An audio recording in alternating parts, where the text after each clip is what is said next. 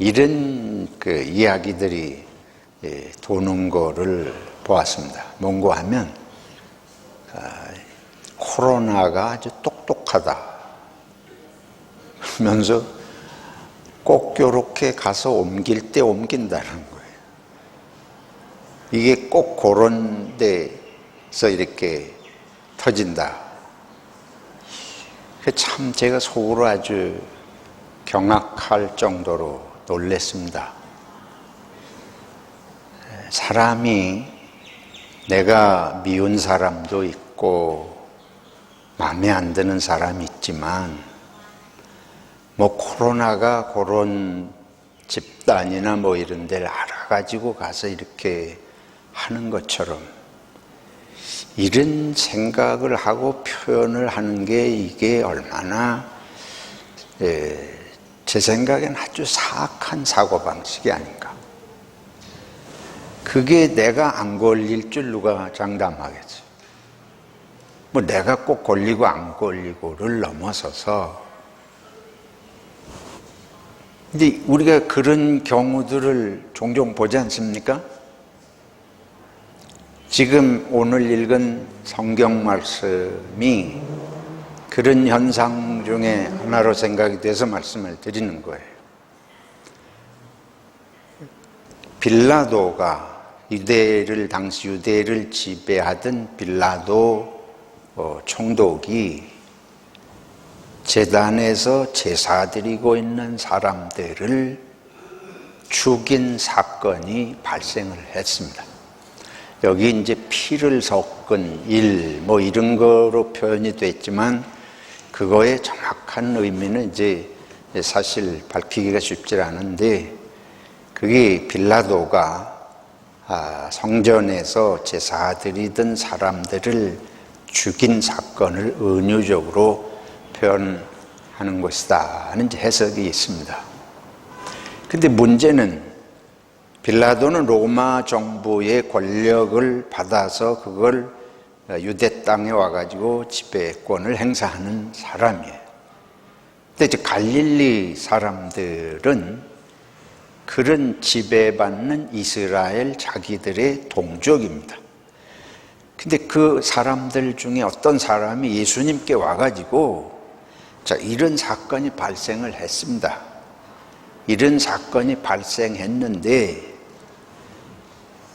이게 그 갈릴리 사람들이 다른 사람들보다 더 죄가 있어서 이런 불행을, 이런 비극을 당하는 것 아닙니까? 예수님은 어떻게 생각하십니까? 이러고 와서 예수님에게 묻는 거예요. 유대인들이 불행과 비극을 당하면 그것을 그 사람들이 남모르게 무슨 죄가 더 많아서 그렇다 하고 죄하고 연결시켜서 생각하는 게 유대인들의 하나의 습관처럼 예수님에게 와서 이제 이걸 어떻게 생각해야 되냐 하고 묻는 거예요. 예수님께서 뭐라고 말씀하십니까? 그게 죄가 더 있다 없다 이런 식의 말씀을 하시지 않고 예수님은 이제 동문서답식의 말씀을 하세요. 너희도 회개하지 아니하면 다 이와 같이 다 망하리라, 이런 말씀을 하시는 거예요. 이걸 가지고 예수님에게 온 사람들은 예수님이 어떤 대답을 하나. 자, 근데 그 심리를 한번 보자고요. 갈릴리 사람 아닌 사람이 와서 이 예수님에게 이런 말을 할 가능성이 높죠. 그렇죠? 갈릴리 사람이거나 자기 일가 친척 중에서 그런 불행을 겪었거나 자기 가족 중에 관련된 사람이 있다 그러면 그렇게 말할 수 없을 거 아니에요. 그게 우리 인간의 본성입니다. 내가 아닌 다른 사람이 겪는 불행. 지방색 가지고 싸울 때는 다른 지방이 겪는 문제. 뭐 그거를 아주 쉽게 말하는 정도가 아니고 더 나쁜 쪽으로, 죄가 더 많아서 그런 쪽으로. 그걸 불행을 당하고 고통을 겪는 것도 지금 재단에서 제사하다가 죽어가지고 피 흘리고 죽는 일은 끔찍하고 억울하고 말할 수 없는 고통을 당한 그것도 뭐라고 표현할 길이 없는데, 그걸 옆에서 본 사람들이 말하기를 죄가 더 많아서 그렇다 이러니, 이게 같은 인간이라고 볼 수가 있어요? 이게 같은 유대인이라고 또 볼 수가 있냐고. 그게 다른 이민족이 와서 그러는 것도 아니고, 같은 종족이라는 인간들이 그럴 때에 그게 마음이 어떻겠습니까? 어떻게 그럴 수 있느냐? 근데 우리가 살아가면서 사실은 우리가 그럴 때가 참 많습니다. 이게 남 얘기가 아니에요. 그 사람들이 더 악해가지고 그렇게 말한다. 근데 가만히 보면 우리들이 내가 미운 사람, 싫은 사람, 뭐 어떻게 불행을 그러잖아요. 믿고 싫고 뭐 원수가 되고 그러면 망했으면 좋겠고, 일본에 지진이 나가지고 후쿠시마 원전이 문제가 되고 뭐 지진이 날 때에 한국의 유명한 목사들이 뭐라고 설명한 거 아니에요? 개인을 비판하기 위해서가 아니고 우리 일반적인 그런 생각이 있어요. 일본이 하나님을 잘 섬기지 않고 미신을 많이 섬기기 때문에 자꾸 저런 재앙이 일어나고 망한다. 이게 똑같은 얘기 아니에요? 그렇지 않아요? 뭐 달라요? 갈릴리 사람들이 하나님 앞에서 뭔가 문제가 있고 죄가 있으니까 저런 비극을, 불행을 당하지 않느냐? 이런 식의 생각이 뭐 아주 널려 있어요. 우리 속에, 대부분 우리 속에 보통 때 착한 것 같은 우리 마음도 그런 문제가 딱 관계 속에서 걸리면 생각이 그렇게 돌아갑니다. 생각이 그렇게 돌아가고 자기 머릿속으로만 그렇게 생각하는 게 아니고 나가서 막 소문을 내는 거예요. 그런 식으로. 미우니까, 싫으니까, 뭐 믿기까지 않더라도 나하고 적어도 내가 직접 당한 일이 아니면 그냥 쉽게 그렇게 소문내고 말하고 다니는 일들, 옛날이나 지금이나 생각을 해보면 이게 인간의 일반적인 본성이다 하는 걸 느끼게 됩니다. 그래서 방금 전에 말씀드린 대로 코로나 바이러스가 어디서 생기면 괜히 그거를 그 지역 사람들이 참 얼마나 힘들까, 어떻게 저걸 도움을 줄 수 있을까, 뭐 이 생각을 하기보다도 지금과 같은 이런 식으로 생각을, 나만 안 당하면 괜찮아. 그리고 거기다가 뭐가 문제가 더 심각해서 그런 것처럼 막 이런 식으로. 우리 기독교인들이 조금 전에 말씀드렸지만 기독교인이라 그래서 1%도 다르질 않아요. 신천지가 이단이거든. 신천지가 한국 교회를 정말 어지럽히는 집단이에요. 한국 교회에 진짜 제일 괴롭히는 게 신천지 집단인데, 근데 교회를 괴롭히는 것뿐만 아니고 뭐라 그럴까요? 백성들을 현혹시켜가지고 돈 뜯어내고 그러면서 이만희 믿으면 살아서 영생한다고 하는 얼토당토 하는 거 가지고 사람들을 속여서, 그러니까 이거는 아주 그 지상에서 싹 없어져야 될 종교입니다. 그 사람들은 다 회개하고 돌아와야 되지만 그런 사상은 있어서는 안 되는 건데, 그렇다고 해서 코로나 바이러스를 거기다 연결시켜 가지고 하는 건 이건 전혀 관계가 없는 일이에요. 아무런 근거도 없는 일이고, 하나님이 그런 식으로 하나님이 그런 식으로 하신다는 논리를 피면 이 세상의 모든 불행은 하나님이 돌아다니면서 다 불행의 씨를 뿌리는 거로 해석해야 되잖아요. 기독교의 하나님이 우리를 구원하시기 위해서 예수님을 보내시기까지 해서 당신의 아들을 십자가에 못 박아 죽게 하신다는 그 하나님이 사람들을 돌아다니면 무슨 죄가 조금 있으면 거기에 전부 폭탄 터뜨리듯이 그거 벌 내리고 재앙을 주는 그런 하나님으로 생각하는 이건 아주 뭐라고 해석을 설명하기가 어려운데 우리 삶 속에 그런 경향들이 많이 있습니다. 이게 왜 문제가 되냐? 이게 문제가 뭐냐? 말씀드린 대로 죄는 나는 없고 다 남만 죄인인 것처럼 보는 거예요. 다른 사람은 전부 죄인으로 보는 사고방식, 쉽게 죄인으로 매도하는 사고방식, 나만 아니면 돼. 근데 우리 구약을 보면 죄는 나만 죄에서 벗어날 수 있는 인간은 없습니다. 우리가 다 아담과 이브의 후손이잖아요. 우리 기독교가 믿는 것은 아담과 이브의 죄는 원죄다. 근데 그 원죄가 모든 인간에게 다 물려져서 유전이 됐다. 이걸 믿는 게 우리 기독교예요. 아담과 이브 때문에 그 인간의 후손이 모두 죄인이다. 우리가 바울 서신에 뭐 수없이 그런 말씀들을 보게 되는데, 그렇게 모든 사람이 죄인이 내가 죄 없다 하는 거는 나는 아담과 이브의 후손이 아닌 것처럼 말하는 거예요. 아담과 이브의 죄가 왜 모든 인간의 죄가 되냐? 이건 죄의 공동체성을 말하는 것입니다. 아담과 이브가 함께 죄를 지었고 모든 인간의 죄성이 공통적인 요소를 지니고 있는 걸 이제 말씀하는 거예요.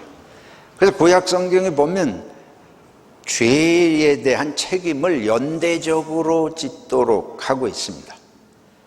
죄가 모든 인간에게 유전적 속성으로 물려졌다는 건 뒤집어 말하면 인간의 죄의 속성에 대한 책임은 인간이 공통적으로 져야 된다. 이 수천 년 전에 아담과 이브가 지은 죄를 내가 짊어지고 있으니까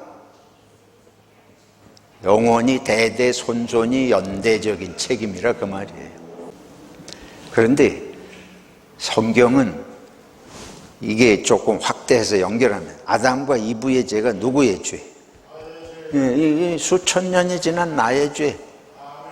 이게 이상한 거 아니에요? 아니 그때 나는 아담과 이브 할머니 할아버지 본 적도 없는데 왜 내가 그 죄를 지고 살아야 돼요? 이 논리적으로 보면 도무지 이해가 안 되는 거예요. 그런데 성경이 말씀한 건 죄라는 건 그렇게 무섭다. 모든 사람이 죄의 속성에서 예외가 될 사람이 없다는 거예요.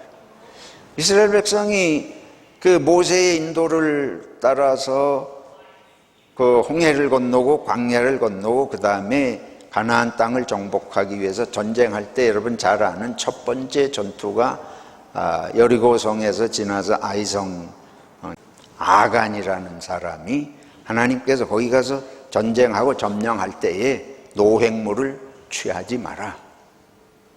근데 아간이 거기 싸워서 이기고 몇 가지 자기 필요한 걸 개인적으로 챙겼어요. 근데 하나님께서 그 이스라엘 백성 전체를 벌을 하셔서 다음 성 싸움에서 이스라엘 사람들이 수천 명이 죽고 패하도록. 그게 뭘 말하는가 하면 죄의 연대성이에요. 그래서 우리들이 이게 갈릴리 사람들이 더 죄가 있어서 그렇다, 이런 것은 성경적인 사고방식이 아니고 하나님을 바로 믿는 사람들의 생각이라고 할 수 없습니다. 그러므로 우리들이 이 어떤 사람들이 더 죄가 있어서 그렇다 하는 생각을 하는 것이 첫째로 성경적이지 않고, 둘째로 그런 식으로 생각하면 우리는 영원히 회개할 거를, 내가 회개할 거를 자꾸 피해가는 거예요. 그래서 성경 예수님께서 그래서 하시는 말씀이 너희도 회개하지 아니하면 다 망할 것이다. 예수님이 하시는 말씀이 뭔가 하면 다른 데서 문제가 발생하면 인간의 부족함과 죄성을 깨닫고 내가 회개할 제목으로 삼아야 된다는 거예요.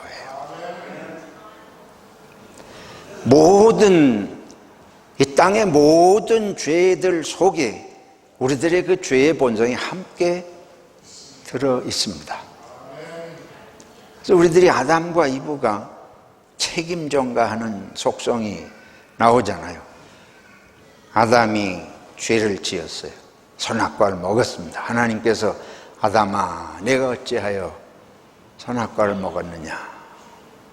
저 이브가 나에게 먹게 해서 먹었습니다. 그러니까 자기 잘못이 아니라는 거예요. 나만 잘못이 아니면 돼. 거꾸로 생각할 때에 제가 잘못 생각했습니다. 제가 이브하고 함께 있지 못하고 제가 이브를 잘 이렇게 돌보지 못해서 이브가 먹었고 거기다가 내가 그거를 안 된다고 깨우치지도 못하고 나까지 같이 먹었습니다. 사실 그런 거 아니에요? 그렇잖아요? 근데 그렇게 말하는 인간은 저부터 태어날 때부터 없습니다. 여러분, 아내를 위해서 그렇게 변명할 남자 있어요? 없어요. 눈을 씻고 2.0인 눈이 돼도 안 나와요. 그런 남자 없습니다. 전부 아내한테 뒤집어 씌워요. 근데 그게 누가 하든 버릇인 거 하면 아담 할아버지가 하던 버릇이 우리한테 그대로 와가지고 우리는 남에게 다 뒤집어 씌워야지 살지, 남의 걸 내가 뒤집어 쓰고 산다. 그래서 예수님께서 우리를 오셔서 속죄하셨다는 건 말로만 하신 게 아니고 아담은 이브에게 죄를 뒤집어 씌웠고 이브는 뱀에게 죄를 뒤집어 씌웠잖아요. 근데 하나님은 속지 않으시잖아요. 왜 내가 먹지 말라고 했는데 뱀이 먹으란다고 하는 말을 듣고 먹었냐. 그래서 아담과 이브가 다 심판을 받았어요. 예수님이 이 세상에 오셔가지고 광야에서 사탄이 시험을 해요. 돌이 떡이 되게 해보라, 높은 데서 떼어내보라, 천하만국을 줄 테니까 나한테 절해보라. 이게 사탄이 뱀이 아담과 이브에게 하던 시험과 똑같은 시험입니다. 그런데 예수님께서 그것을 다 거절하시고 이 모든 것을 다 거절하시고 우리 죄를 뒤집어 쓰시고, 대속이라는 게 뭐예요? 대신 죄를 쓰신 거예요. 그리고 십자가에 당신이 죽으시잖아요. 내가 죽어요. 우리 인간이 죽어야 할 걸 예수님이 대신 죽으셨다. 이게 이제 우리 기독교 신앙입니다. 근데 실제로 우리가 살아갈 때는 기독교인이 되면서도 이런 생각을 하기가 되질 않아요. 여전히 우리는 다른 사람한테 뒤집어 씌우는 거, 하루에도 수없이 남에게 뒤집어 씌워야 내가 살지. 거짓말이 다 그런 거 아니에요? 거짓말하는 거 다 남에게 뭔가 뒤집어 씌우는 이거 하면서 하루하루. 근데 우리는 살인만 하지 않으면 죄 짓지 않은 것처럼 태평한 마음으로 살아요. 그러니까 갈릴리 사람들이 당한 고통을 저 사람들이 죄가 더 있어서 그렇다는 식으로 이런 생각을 아주 뻔뻔하게 그들이 얼마나 고통스러울까, 이런 생각이 아니고 거꾸로 뒤집어 씌워가지고 죄가 더 많아서 그랬다. 그러니까 저와 여러분들이 주위에서 그런 식의 뭘 누군가를 부정적으로 표현하고 뭘 이런 식으로 말하는 거 들으면 우리가 다 이것에 해당한다 생각하고 그게 우리의 회개 제목인 줄로 깨달아야 할 줄로 믿습니다. 이 정치하는 사람들, 경제인들, 우리가 사회를 본받지 말아야 돼요. 세상에서는 진리를 볼 수가 없습니다. 왜냐하면 전부 살아남아야 되니까 다 남에게 뒤집어 씌워. 전부 남에게 뒤집어 씌워서 살잖아요. 엊그제 이제 한국 세계의 그 행복지수, 가끔 매해 그런 걸 발표하잖아요. 한국의 행복지수가 30 몇 나라 중에서 59위, 쉽게 절반 조금 되는 그 60위 가까이 59위에 했대요. 우리가 늘 자랑하잖아요. 세계 10대 무역 국가다. 우리 경제 수준이 이렇게 높다. 그리고 세계에서 잘하는 것들이 많이 세계에서 잘하는 걸 많이 자랑도 하고. 사실입니다. 한국 사람이 잘하는 게 너무 많아요. 우리가 해외 나와서 그거 솔직히 인정하게 되잖아요. 한국이 그 작은 나라인데 잘하는 거 너무 많아요. 그 세계 그런 무역, 그 조그만 나라에서 세계 무역 10대에 속한다는 거, 이건 뭐 엄청난 일이에요. 기적과 같은 일인데, 근데 왜 행복지수는 중간을 맴돌아요? 몇 년째 계속 보면 57위, 58위, 작년에 62위 했다, 금년에 59위라는데 거기서 뱅뱅 도는 거예요. 잘하는 건 세계 10대 안쪽에 막 오르락내리락 그렇게 잘 하는데 왜 행복한 거는 이렇게 밑바닥에서.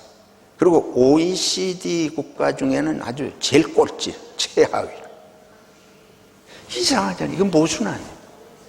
뭐가 그런지 좀 생각을 해봐야 될 것 같지 않습니까? 이게 세상 얘기가 아니고 교회도 똑같은 거예요. 왜냐하면 그 사람들이 어디 들어와 있습니까? 교회에 들어와 있고 그 사람이 누구예요? 나예요. 내가 그런 문화 속에서 그런 사고 속에서 교육을 받았는데 나라고 다른 사람일 리가 없지 않습니까? 그런 사람들 중에 누가 나와요?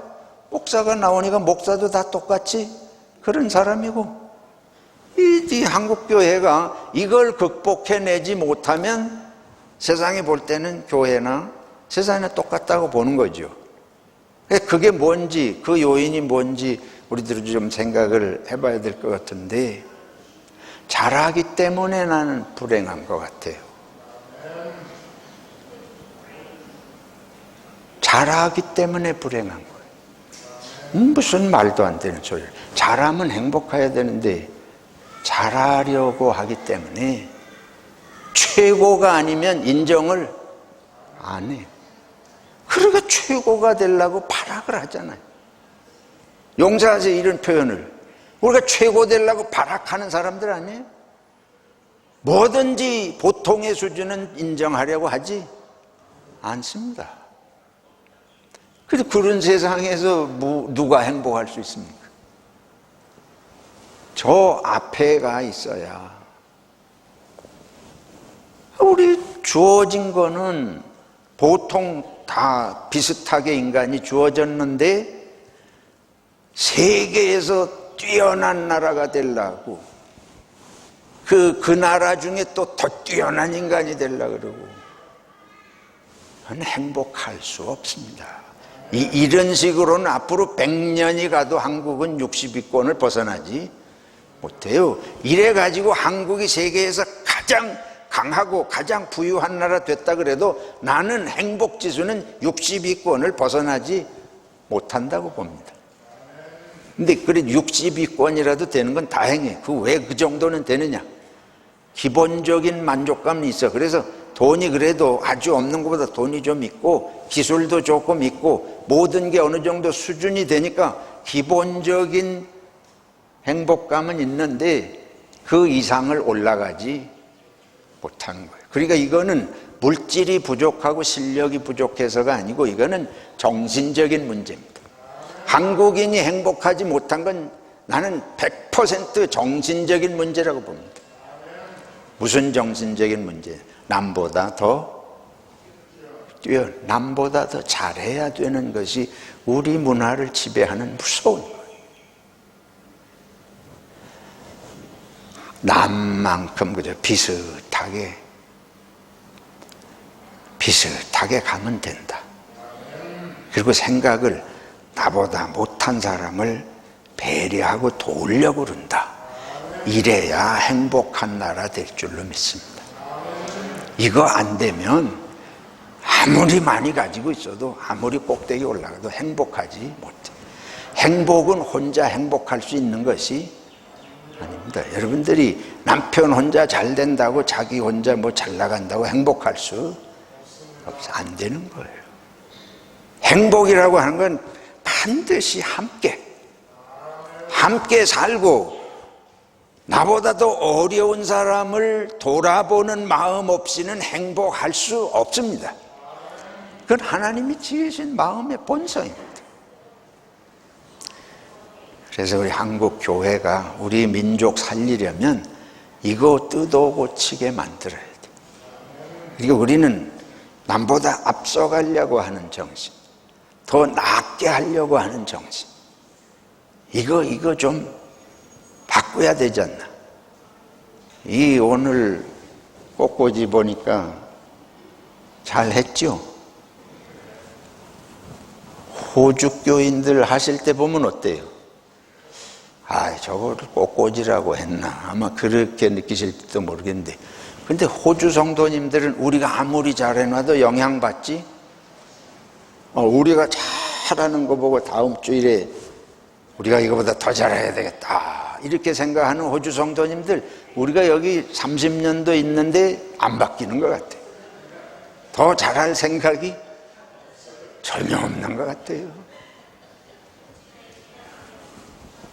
이게 우스운 얘기지만 우리 같으면, 우리는 호주 교인들이 이렇게 해놓으면 우리도 그 비슷하게 따라가려고 굉장히 그렇잖아요. 제가 과장입니까? 그래서 우리가 이게 좀 이상한 정신입니다. 뭐가 이상해? 하나님 보시기에. 근데 제가 신문 같은데 무슨 동아일보나 무슨 이런 사설 보면 여기 돌대가들이 많고 용사지거든요. 왜냐하면 전부 실력을 향상시켜야 된다는 거예요. 한국의 이 국가 이 수준을 높이기 위해서는 중고등학교 이 실력을 향상시켜야 된다. 저런 사람들이 신문 사설 쓴다고 앉아 있으니까, 그래도 그 사람들이 좀 지성인들이라는 사람들이 있는 것 같은데 보면 그렇지 않아요. 요즘은 아주 신문 사설 쓰는 사람들이 썩었습니다. 내가 볼 때는 왜 그런 거 하면 이 진영 논리에 갇혀가지고 그 주류 신문들이 완전히 내 편에 갈라져가지고 보면은 바르게 객관적인 사고를 가지고 글 쓰는 인간이 거의 없습니다. 제가 볼 때 전부 표현들이 숨은 의도를 가지고 그게 많이 보여요.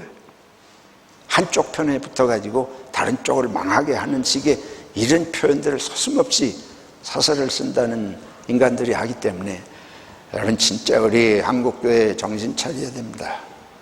우리들이 정신 차리는 길은 어디로 가는 길밖에 없어요?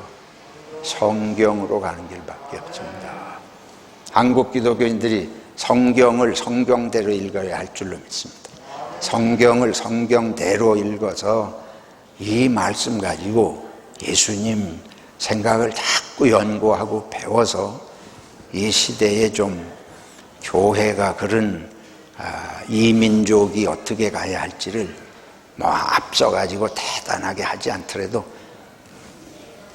그 중에 하나가 저는 그냥 작은 것에 만족하고 내 지금 처지에 만족하고 1등 하는 사람 보고 공부 잘해 이 소리 안 해야 돼. 공부 잘해라 소리 하는 부모는 다 썩은 부모다. 용사시거든. 그냥 애가 하는 만큼 하면 돼. 공부 잘하는 사람 돈 못 벌어요. 여러분 자식들이 돈 벌기 원합니까? 공부 잘하는 사람 절대 돈 못 법니다. 이건 진리입니다. 근데 여러분들 뭐 돈 많이 벌으라고 하는 거 아니지만, 근데 한국은 유독히 뭐 잘하라고 그러냐면 공부. 아니 날 때부터 머리가 안 좋은데 어떻게 공부를 잘해? 그러면 뭐라고 하면, 엄마 아빠가 머리가 안 좋은데 내 머리가 어떻게 좋아요? 왜 나보고 공부 잘하라고 그래? 답답한 거예요. 자기가 잘하는 거 하라고 해야 할 줄로 믿습니다. 자기 잘하는 거 가지고 가서 밥벌어 먹고 나머지는 많이 벌려고 할 거 없고 사회에 공헌을 하려고 그래야 돼. 앞서가고 1등하고 이거 하고 사회에 공헌하려고 하는 거하고는 다릅니다. 그럼 사회에 공헌한다는 건 뭐냐? 그거 바로 예수 정신입니다. 남을 섬기고 배려하고 그런 정신으로 가는 게 우리 민족이 살고 그게 세계가 나아갈 길이다. 제가 말씀드린 거 오늘 예수님께서 내 속에 있는 모습을 다 들춰내셨는데 이 사순절에 회개의 제목으로 삼을 수 있도록 축원합니다.